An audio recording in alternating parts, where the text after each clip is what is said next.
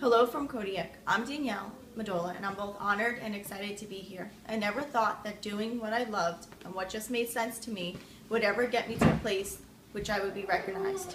I would love to continue on to the next level so that I may bring attention and focus to a subject that's very near and dear to me, food.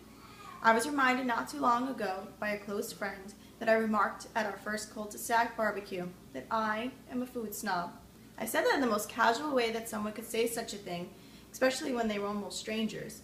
But what I was really saying was that after being told by multiple healthcare professionals, OT, psychologists, and neurologists, was that what I really needed to do was start watching what I was eating.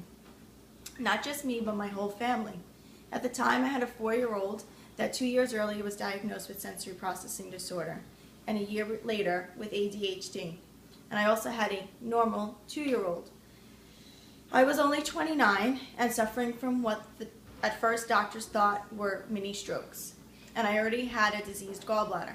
Thankfully, they turned out to be migraines with auras, but the migraines continued throughout my 3rd pregnancy.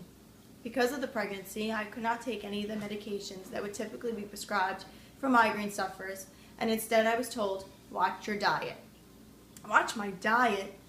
This doctor did not realize that I worked full-time, was in the middle of a PCS, was buying a house, renting out another, commuting to work, and raising 2 kids.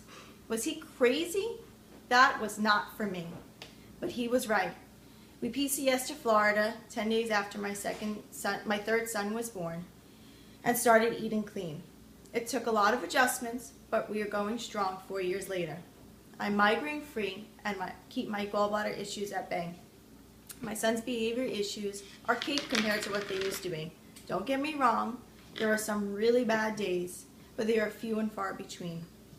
I'm sharing all this with you because I want to use my experience and my willingness to try and change and reach out to our local community here in Kodiak and to our local commissary and have them stock more real food items and then put some back to basics items on sale. From there, I would love to meet with Michelle Obama and collaborate with her on her Let's Move program and work with the DoD to implement the Healthy Base Initiative at more bases. I'm not looking to take over the world, just make the world a little bit better. We all eat, and food is my passion.